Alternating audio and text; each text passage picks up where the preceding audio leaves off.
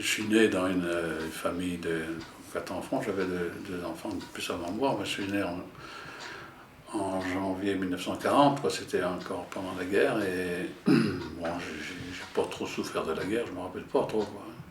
Sauf que j'ai vu quand les Allemands sont passés, qu'ils ont fait brûler la Louisière, là, donc j'étais là. Bon, après, bon, j'étais à l'école à Saint-Mamin, hein. Bon, on faisait 3 km le matin, 3 km le soir, comme tout le monde à ce moment-là, quoi. Bon, après, j'ai pas continué d'études, à l'école, j'étais assez bon, mais bon, moi, personne n'allait à l'école à ce moment-là. On sortait à 14 ans, bon. La seule chose que je savais faire, c'est que je voulais pas rester paysan comme mon père, parce que c'était une toute petite ferme. Puis j'avais vraiment pas le goût de faire le paysan, quoi. Donc, quand j'ai sorti de l'école, ça devait être à la fin juin ou début juillet 54, et puis le 24 août, j'ai commencé à l'usine. Mon père il connaissait Pierre Heulier, là, le frère au grand patron, et puis il connaissait un peu René Girard, qui était le chef d'équipe. Bon, et il m'a dit, ils prennent des tauliers, tu feras taulier. Je ne savais pas ce que c'était, parti taulier. Et voilà. Donc tu es rentré comme apprenti taulier à 14 ans. À 14 ans, oui. Voilà. Tu veux nous parler de cet apprentissage, comment ça s'est passé? C'était difficile au début, hein. Faut dire qu'on avait un chef qui était pas facile, quoi. Moi, j'ai commencé, à ce moment-là, il faut dire qu'on travaillait 10 heures par jour, et souvent de fois 6 jours de la semaine, quoi. Quelquefois, après, ça s'est amélioré petit à petit. Dès 14 ans, Ah oui, non, c'est comme tout le monde. Alors bon, au début, bon, c'était difficile, sans plus qu'on avait un chef qui posait des gueulantes, alors bon, et je vous l'avais dit, quand il allait à la foire, ou quand il revenait de se faire couper les cheveux, il avait bu, et c'était un servir. Alors moi j'ai passé toute une période, là, disons la première année. La première année, bon, j'avais de la difficulté, enfin, j'apprenais le métier, quoi. Donc, mais c'était dur. C'était dur. Oui, mais c'est surtout que bon, le chef ne facilitait pas, quoi, parce qu'il fallait. C'est les ouvriers qui m'apprenaient à travailler, et le chef, lui, il poussait ses gueulantes régulièrement. Et moi, j'ai passé pendant 1 an, là, où je vivais pas bien, quoi. Puis petit à petit, j'ai pris le métier, et là, après, bon, j'arrivais à travailler un peu comme les ouvriers. Au bout de 2 ans, j'ai commencé à tôler les cars, les fourgons, et à ce moment-là, je faisais un peu le boulot comme les ouvriers, quoi. Ouais. Et puis, bon, après, bon, pendant les 3 premières années, j'ai pas eu beaucoup de salaire, quoi. Mais après, bon, c'est venu, bon, après, étant ouvrier, notre chef, il n'était pas sympa comme ça, parce qu'il poussait des gueulantes. Mais d'un autre côté, au niveau des salaires, les tauliers étaient toujours mieux placés que beaucoup d'ouvriers dans l'usine. Alors le travail de taulier, pour expliquer en gros ce que c'était. Le taulier, il y avait les carrosseries, les carcasses, c'était des montages en tube, hein, qui venaient des formes qu'on voit un peu sur les images, là. Et nous, il faut les couvrir, ces tôles, alors bon, il faut les former. Les angles, avec des maillets, on tapait dessus, ça faisait un bruit d'enfer. Hein. C'était tout manuel à l'époque? Ah oui, c'était tout manuel. Ouais. Et il faut les souder, on soudait au chalumeau. Moi, j'ai fait des kilomètres de soudure au chalumeau, quoi. Et après, le chalumeau déformant les tôles, il fallait les redresser, quoi. On avait des boules, des tas pour les redresser. Et quelquefois, il y avait des grands ensembles, il y avait tout un avant de fourgons ou de cars, tout ça se soudait ensemble. Alors pour les redresser, il fallait des fois 2-3 gars qui tenaient Nous, apprentis, c'est ce qu'on faisait, on tenait les morceaux pour les gars, et après, il y avait des manœuvres qui nous aidaient à tenir ça. Après, on les mettait en place, on les agrafait, et après, notre boulot, la tôlerie était finie, quoi. Alors bon, on a fait différentes choses, hein, parce que... Ça a commencé par quoi? C'était des cars, principalement? On a fait beaucoup de fourgons dans cette période. Fourgons, ouais. Après, c'était des petits cars, comme on a eu là, quoi. Ouais.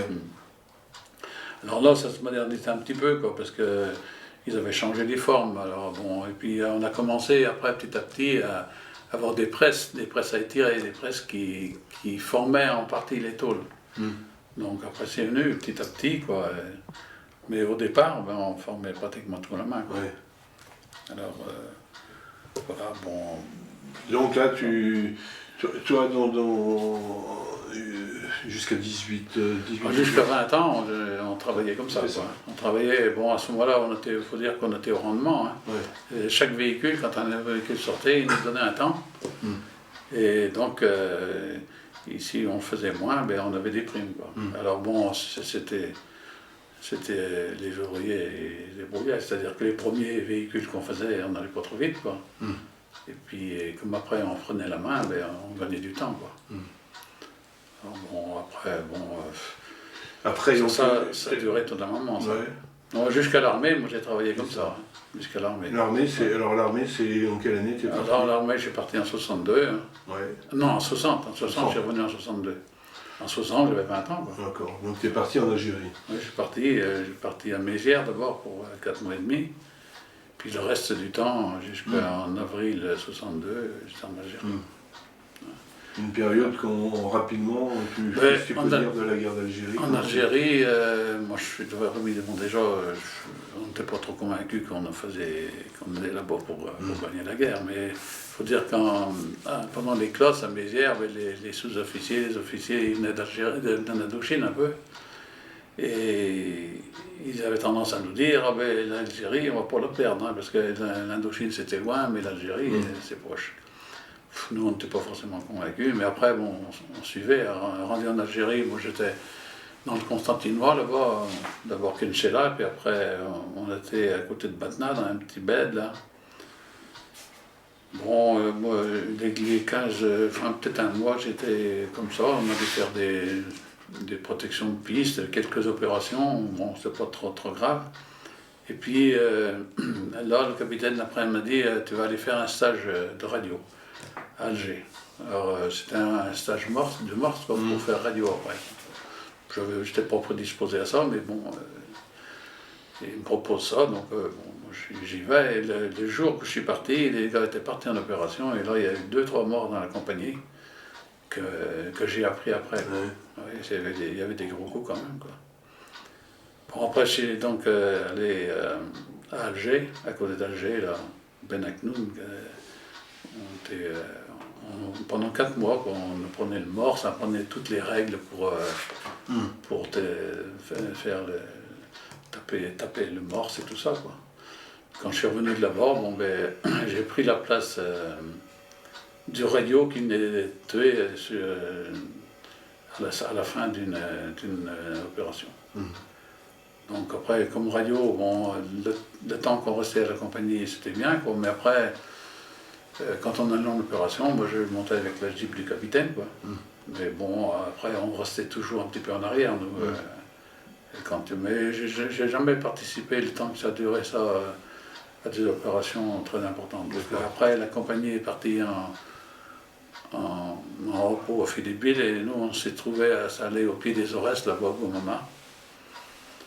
Bon, là on n'était pas trop mal, et puis il n'y avait pas de grandes opérations.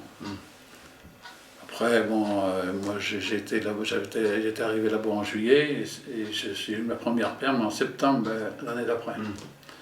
Et en revenant de perme, j'avais fait le peloton un peu pour être passé caporal. Mais en revenant de perme, j'avais la jaunisse. Donc j'ai été 30 jours à l'hôpital.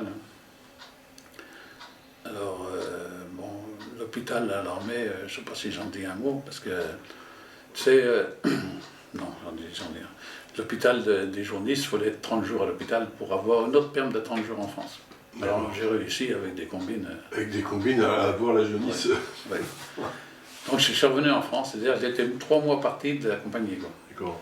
Quand je suis revenu après, la compagnie était rendue à Zouy, c'était un petit bled au sud de Kenchela, là-bas, à la limite du désert un peu, quoi.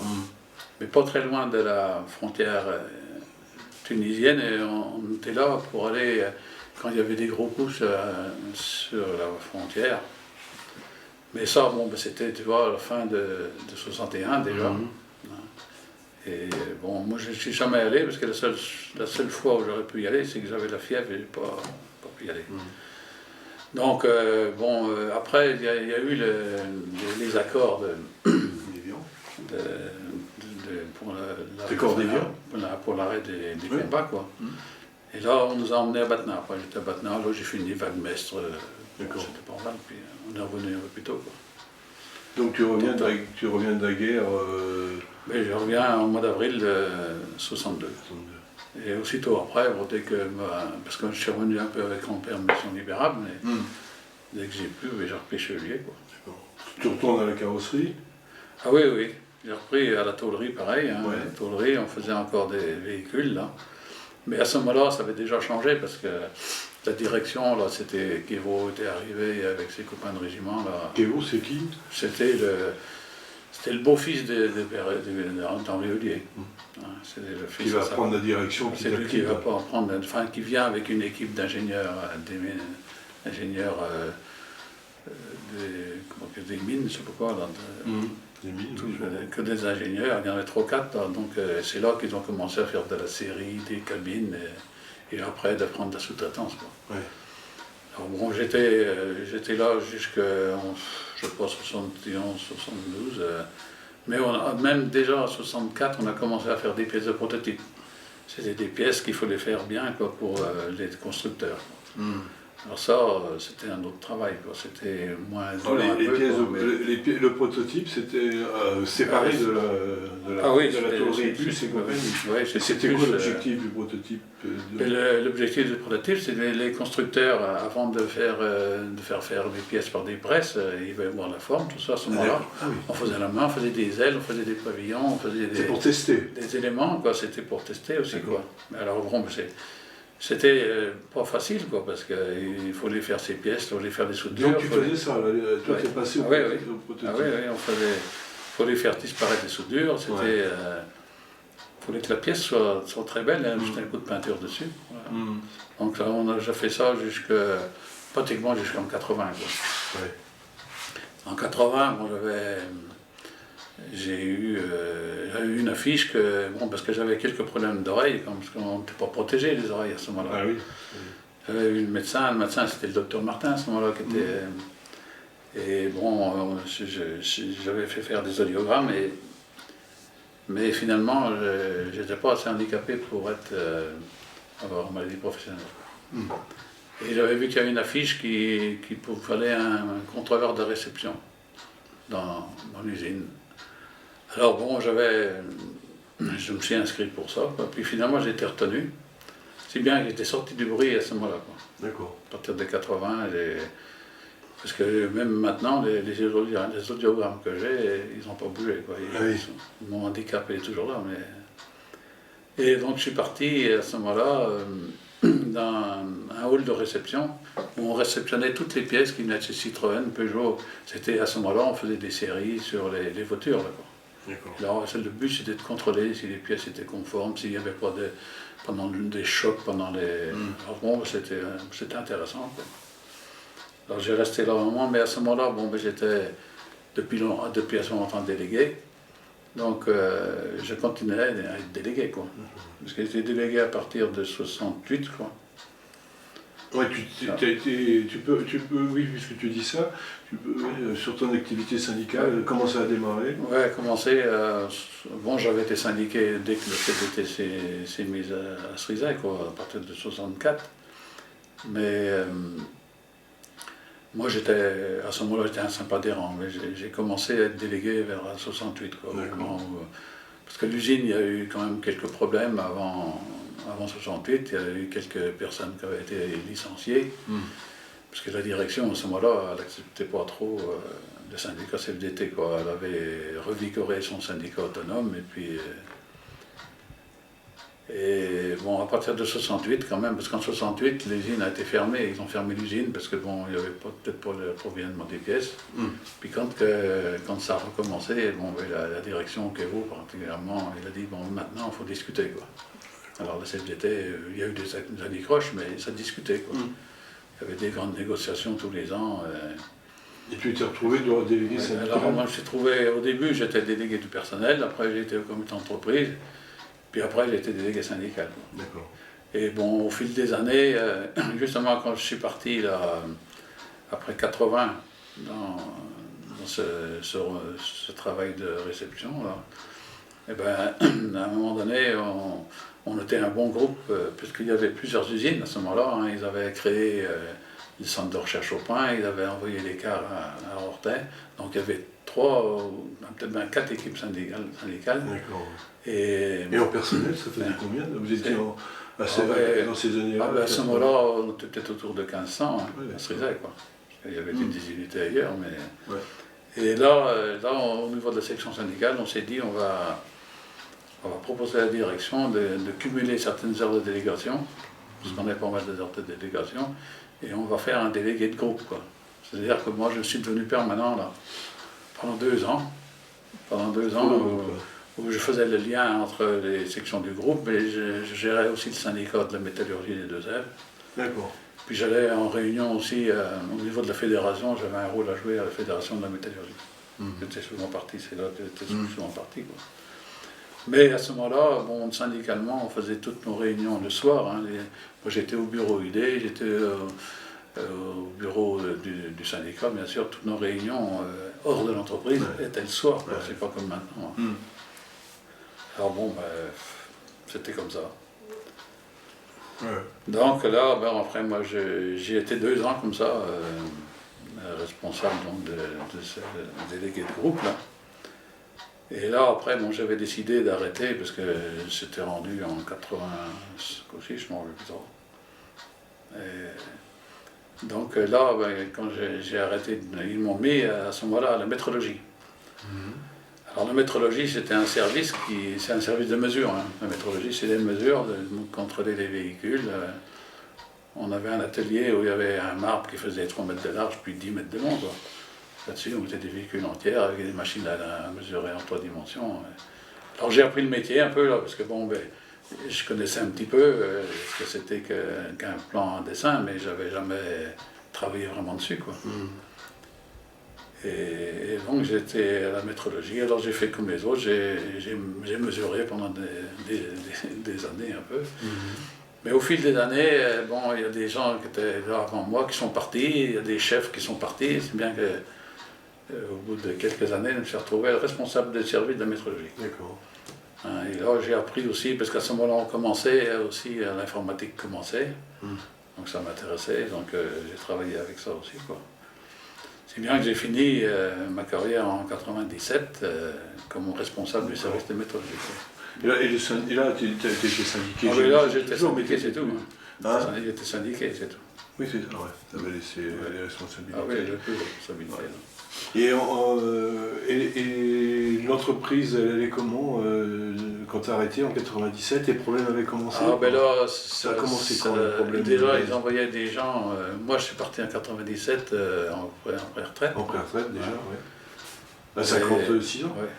Et j'avais 57 ans. Ouais. Mais à ce moment-là, ils avaient déjà fait partir. Mais à ce moment-là, le syndicat, on négociait. À chaque fois qu'il y a quelqu'un qui partait, il y avait quelqu'un qui embauchait, quoi. Ouais. Mais après, même pas 1 an après que j'étais parti, là, ils ont commencé à faire des plans. D'accord. Ouais, parce que, bon, à partir de 81, 82, quelque chose comme ça, là, on avait fait des voitures entières, là, la BX, après la Xara. Et puis, là, il y avait quelques problèmes, quoi. Les séries ne se renouvellaient pas, et c'est là que ça a commencé à avoir des problèmes, quoi. Et moi, je suis parti en 97. Est-ce que tu as un peu compris qu'est-ce qui s'est passé chez Eliès pour que ça se termine mal? Parce que l'entreprise de 3 ans après... Moi, après, on nous a dit que bon, la direction avait fait des procès à Peugeot, parce que c'était Peugeot et Citroën, souvent. Ils avaient fait des procès parce que bon, Peugeot ne payait pas assez, je ne sais pas quoi. Donc, et après, ils ont perdu le lien avec ces grosses maisons. Et puis c'est aussi qu'il y a eu des problèmes dans l'automobile, hein, à ce moment-là. Oui. Alors, moi, j'étais pas là. Moi, j'ai jamais eu de problème de personnel, de plan de... ça a toujours bien marché. Moi, je suis rentré en 54 jusqu'en 97. Alors, si on revient quelques années en arrière, pendant que tu étais délégué syndical, je suppose, il y a eu un événement quand même qui s'est passé ici. Ah oui. Est-ce que tu peux nous en parler? C'est ce livre qui est là. Ouais. pile. C'est en quelle année ça? Ça c'était en 73. Tu peux nous expliquer un petit peu? La section de chez Cousseau, c'était constitué un petit peu avant, quoi. Il y a eu déjà d'autres conflits déjà, il y a eu plusieurs conflits. Mais là, le conflit de 73, là, c'est qu'il avait mis à pied, enfin, j'ai tout expliqué là-dedans. Ouais. Non, mais rapidement. Oui, il avait mis à pied un certain nombre de filles, quoi. Pour qu'on me casait, peut-être pendant une trentaine, je sais pas. Et la grève durait depuis un moment, et à ce moment-là, c'était la période où il y avait les Libres qui étaient en lutte. Et les Libres, ils faisaient des montres. Oui. Et ils étaient venus à Sriza, et avec ça, leur idée est venue de faire des chemisiers. Alors, ils ne les ont pas appelés Libres, mais ils les ont appelés les piles. Alors, ils ont fait des chemisiers, alors pour trouver des locaux, ils avaient trouvé un paysan vers la petite Bossière là-bas, qui avait donné un sous-sol aussi. Puis ça ne suffisait pas, alors bon, c'était un peu avant les vacances sont venues, et début septembre, il fallait un autre local. Et puis là, moi j'avais ce local-là, enfin là, à ce moment-là, notre sous-sol, il était sous les parpaings, il n'y avait pas tout ça des aménagements. Donc j'ai proposé ce local. Alors c'était une période difficile, parce que ma femme était enceinte, ils sont installés, les filles qui sont là, ils ont mené des machines, tout ça. Les machines sont venues là? Elles sont venues là, oui. C'était un gars qui avait trouvé des machines dans un collège, je ne sais pas où, quoi. Puis les filles se sont installées là, et ma femme est revenue de la maternité avec une fille, et puis les filles étaient là. Alors, bon, et c'était donc une trentaine à travailler ici? Ah oui, oui. Et ça durait combien de temps? Je ne sais pas, ça c'était plus d'un mois, hein. C'était plus d'un mois. Alors à ce moment-là, bon, ben, c'était après 68, alors tu sais, tu avais plein de gens qui se baladaient, tu sais, des gens qui étaient dans les rues comme ça, ils venaient là pour voir un atelier, l'atelier pile, quoi. Alors ils allaient vendre sur les marchés. Ouais, ça durait un moment. Finalement, bon, il y a eu des négociations à plusieurs reprises, et puis le dernier moment dans les négociations, mais ils ont repris les filles. Thérèse Albert, qui était la déléguée syndicale, elle avait été mutée à Saint-Mamin, mais finalement, au bout d'un mois, il a licencié une partie des filles qui avaient été en grève. C'est-à-dire que c'était dur la confection. Ah ouais. Il y avait une ambiance à l'époque. Ah ouais. Ouais, mais finalement, bon, on a perdu, quoi. Ouais. Au bout d'un moment, quoi. Oui, en fait, c'est à ce moment-là, il faut dire que chez Heulier, la CFDT, quand on voulait faire quelque chose, quoi, et un soir, à une période donnée, c'était pas cette grève-là, mais la grève d'avant, il y avait eu des événements aussi sur Sriza, et les gendarmes allaient enquêter sur les filles pour les embêter un peu. Alors, on avait donné le mot d'ordre, on a dit ce soir, on se pointe tous devant la gendarmerie. Et à la gendarmerie, donc on avait bloqué la gendarmerie. Et on était peut-être 300 à la gendarmerie. Ah oui. Et donc ils nous avaient fait rentrer, on était 3, moi j'étais là. Et là, bon, ils ont appris le procureur, quoi. Puis ils ont pris nos noms, tout. Je sais pas, même mon nom est encore là-bas. Mais finalement, après, ils ont pu embêter des filles, quoi. Ouais, ça avait été... Et à ce moment-là, on avait une puissance qui permettait ça, quoi. Et après, bon, les filles ont été licenciées. Là, c'était difficile, parce qu'il y avait différentes manifestations, il y avait des grandes manifestations. Tout ça, c'est expliqué là-dedans. Oui. Oui, c'était un moment. Maintenant, on pourrait faire ça. On pourrait faire ça. Alors, une des particularités de Liège, c'était aussi quand même les Portugais. Est-ce que tu peux... Comment tu as vécu ça? Est-ce que tu te souviens de ça? Oui, ben là, c'est... Tu étais là quand ça a démarré? Oui, c'est personnel. Bon, c'est-à-dire que c'était la période où ça embauchait partout, même avant que je parte à l'armée déjà. C'était le début des années 60. Il y avait des gens, oui, c'était avant 60, il y avait des gens dans les fermes, tu vois, il y avait les tracteurs, tout ça, ils commençaient. Alors après, quand je suis revenu de l'armée, là, ils ont commencé à mettre des cars qui venaient de 30-40 km tous les matins, quoi, qui ramassaient les gens, quoi, parce qu'il fallait du monde. C'était les paysans, quoi, qui remplissaient les... Ils avaient apuré, parce qu'il n'y avait pas que lui, il y avait aussi Gauthier, il y avait et Fleury Michon et tout ça. Et là, il manquait de personnel, et là, donc ils ont décidé de faire venir des Portugais. Ils ont choisi les Portugais parce que c'était un peu la même comment dire... Même culture. C'était la même culture, oui. Donc ils allaient les chercher à la frontière, ils les amenaient là, puis Alors au début, bon, c'était dur, c'était que des hommes au début, avec des hommes. Alors ils logeaient dans des petits logements, même dans des grands baraquements. Moi j'avais visité une fois. Comment on appelait ça? Comment vous appeliez? Ça n'avait pas de nom particulier. Non, mais... C'était à côté de l'église, là? C'était en bas où il y a le poste maintenant. Ouais. C'était le vieil atelier, le premier atelier. Alors là, ils avaient fait des cloisons, des trucs. Alors, ils avaient des garde-manger, c'était de soie à la pointe, tu sais, ils avaient chacun avait sa casse, quoi.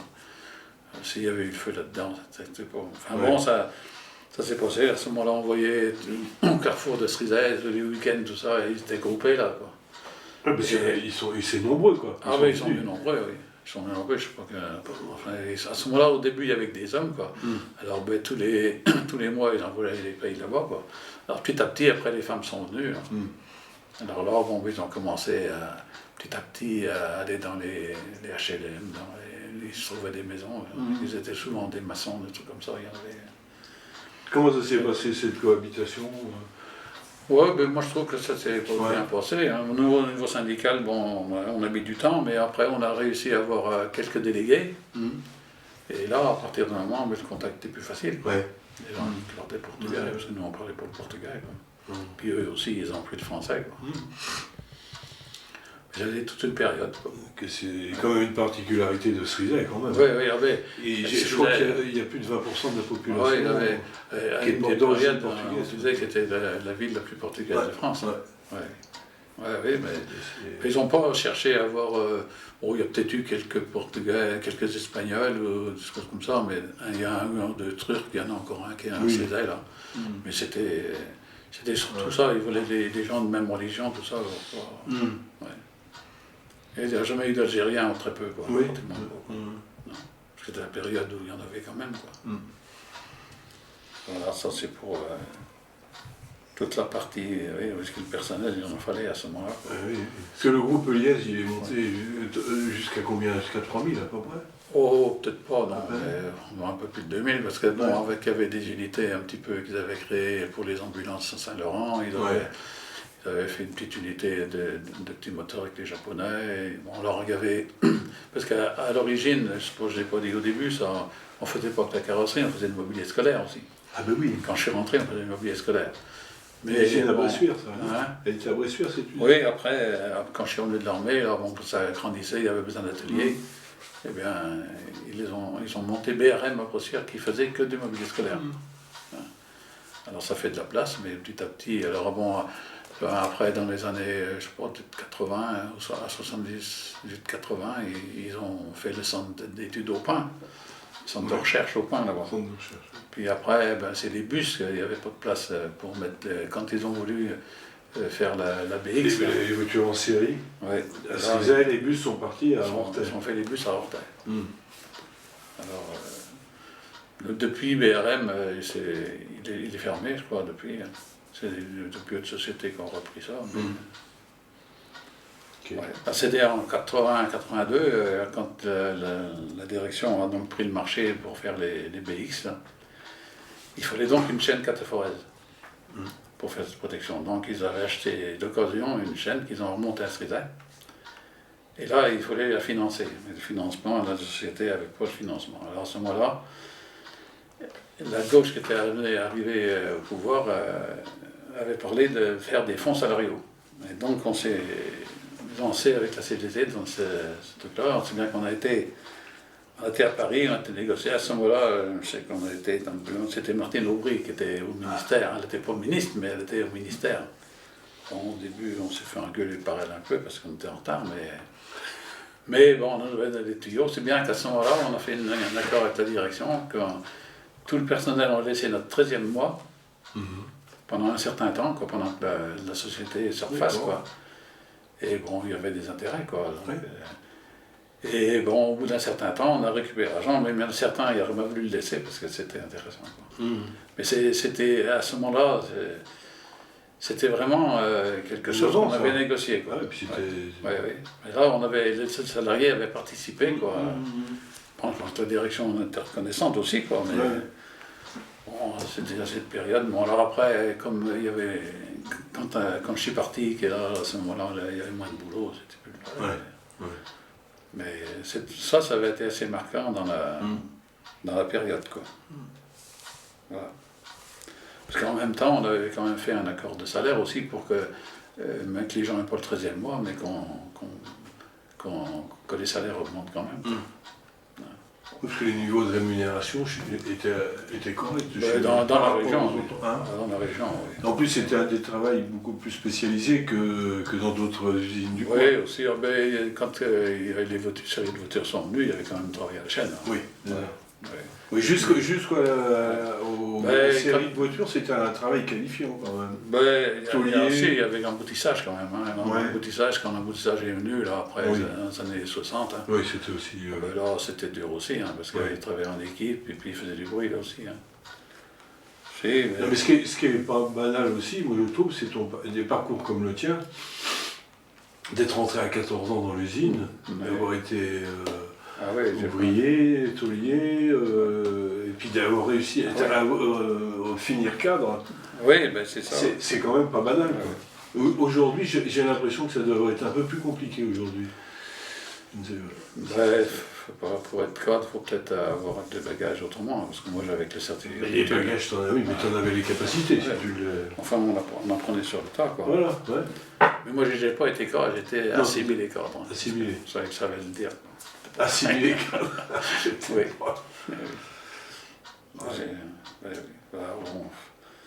C'était toute une grande période, quoi. Depuis BRM, il est fermé, je crois, depuis. C'est depuis une société qui a repris ça. Qu'est-ce qui reste aujourd'hui de la maison mère de Liège? Il reste. Je sais pas, est-ce qu'ils ont encore des actions? Je sais pas. Je sais pas. Non, mais même en fabrication, même si c'est en fabrication, il y a les cartes. Oui, les cartes, les bus, mais maintenant c'est plus italien. C'est un groupe italien, voilà. Mais les bus existent toujours. Ah oui. À Rortet. Les bus, oui. Mais c'est devenu italien. Ça a complètement changé parce que maintenant il n'y a plus de tôlerie.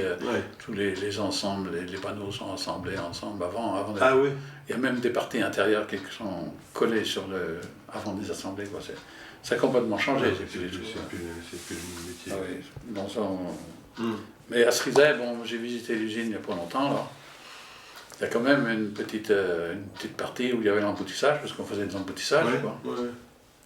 Cette partie-là, il y a un atelier qui est assez grand. Alors bien sûr, il y a peut-être une 50aine de salariés, ils se baladent dedans parce qu'il y a plein de place. Mais ils font de la pièce en boutique. Ça s'appelle Omar, c'est une boîte italienne aussi. Et puis dans la partie la plus haute, là où il y avait les fabrications de voitures, là il y a une société qui s'appelle Cartop, c'est la société que Ségolène avait mis en place. Avec la région. Alors depuis, c'est plus la région. Mais là, ils sont peut-être pour loin de 150. Ah oui, quand même. Ils font quoi? Alors là, ils font des pièces, des pièces pour l'automobile. D'accord. De différentes trucs. On a vu que l'autre jour, ils faisaient encore des pièces de 2 chevaux, des ailes puis des capots.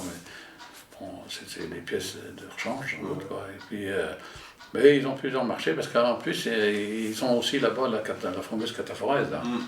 La cataphorèse. T'expliques ce que c'est, la cataphorèse? La cataphorèse, c'est une chaîne de peinture où on plonge les pièces, les voitures entières, on plonge dedans et ça fait une protection. Depuis que les voitures passent en cataphorèse, tu peux remarquer que les voitures ne rouillent plus. Avant, les voitures rouillaient. C'est un système électrique qui fait accrocher la peinture. D'accord. Alors, eux, ils ont conservé cette chaîne et ils s'en servent pour passer des séries de pièces. Parce que nous, on passait des voitures et des pièces, mais maintenant, eux, ils passent que des pièces. Mais certaines petites cabines, ça leur sert d'atout pour faire des pièces, parce qu'il y a des constructeurs de cabines, de camions, de Manitou, je sais pas, et ils n'ont pas ce qu'il faut pour faire la protection. Alors ils reviennent là. D'accord, ça fonctionne toujours ça? Oui, ça fonctionne, et ils sont pas loin de 150. D'accord. Avec une autre marque, c'est plus... Oui, mais ça s'appelle Cartol. Ok. Yes, c'est terminé pour... oui, toujours. Oui, je sais pas, est-ce qu'au pain ils ont encore... je sais pas. Ça reste le nom de lieu, mais... Et puis, comment, en dehors du travail, ta vie familiale, associative, comment... Ouais, Parce que tu as fait beaucoup de choses. Ouais. J'ai fait du foot, du foot. Tu es toujours occupé du foot. J'ai pas joué longtemps. Hein. Oui, tu as joué. Ah, j'ai joué. Mais... Tu nous avais parlé que tu es gamin.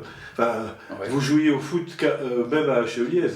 Ah oui, pendant les pauses. Avec Jean-Claude. Là, avec Jean-Claude. Ah oui, parce qu'on avait 1h30 pour manger. Et puis on allait. Parce que le terrain de foot était où il y avait des usines maintenant, là, à ce moment-là. Ouais. Après... Parce qu'en fait, donc, tu es rentré en même temps que Jean-Claude. Ah ben Jean-Claude avait 2 ans avant moi. 2 ans avant toi. Ouais. Et donc après, sur le foot, oui. Mais après, moi, quand je me suis marié, j'habitais à la Forêt, après à Cerizay, puis je suis venu là en 68. Et bon, après, j'ai pas joué au foot, après, je jouais plus au foot depuis longtemps, mais bon, j'avais une équipe de copains, alors il y en avait déjà qui étaient responsables du foot, alors bon, je suis devenu dirigeant du foot. Et puis, je suis devenu secrétaire après, donc j'ai été secrétaire, je ne sais pas combien de temps, j'étais dirigeant 22 ans. D'accord. Alors là, on a passé des bons moments, mais c'était autre chose que maintenant, quoi, parce que maintenant, c'était parti. Enfin, mais après, j'ai fait le foot, puis j'avais le syndicat, donc c'était déjà pas mal. Hein. Puis il y a eu la vie municipale. Les municipales sont venues, moi j'étais déjà plus au syndicat à ce moment-là. T'étais plus. Parce que si je m'étais présenté une fois, c'était pas longtemps après que les filles étaient venues là. Ah oui. À ce moment-là, j'avais pas une bonne renommée. Moi, j'avais pas été élu. C'était à ce moment-là où on pouvait rayer les noms. Et puis après, je me suis représenté sur une partielle en 95 là. Puis il manquait 3, 4, même peut-être 25 aussi à ce moment-là. Mais là, j'avais été bien élu. Hein. Puis 2 ans après, j'étais réélu.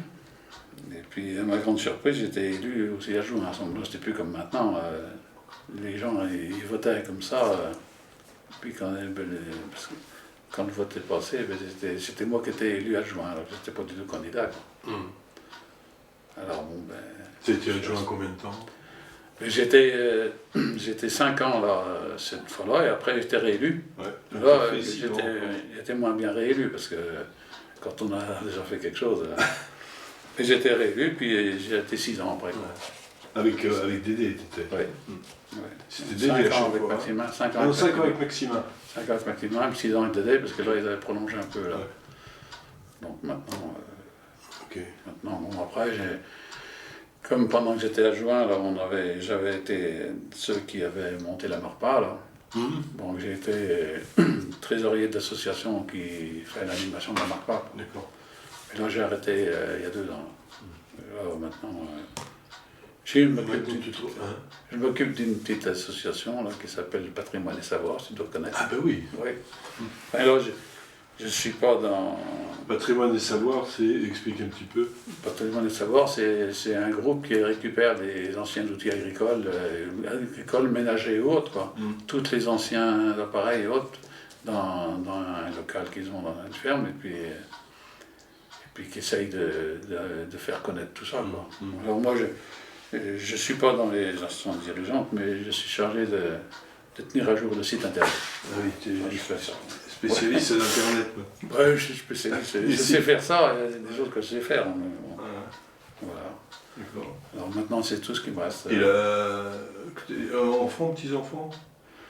Ah oui, j'ai eu 3 enfants. Un garçon et 2 filles. J'ai 7 petits-enfants, qui sont un peu grands que moi, peut-être certains maintenant. Ouais. Ah oui. Ils sont... Mais j'ai un gars là, qui est à la rejoint trop, qui travaille chez Florent Michon.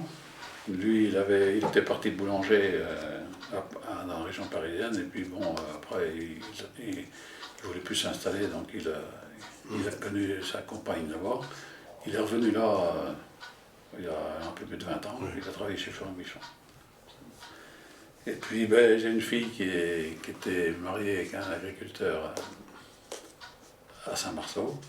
Puis l'autre qui est marié avec quelqu'un d'un gars de la RATP. Alors c'est bien qu'ils sont à la retraite tous les deux maintenant. Ah ben oui.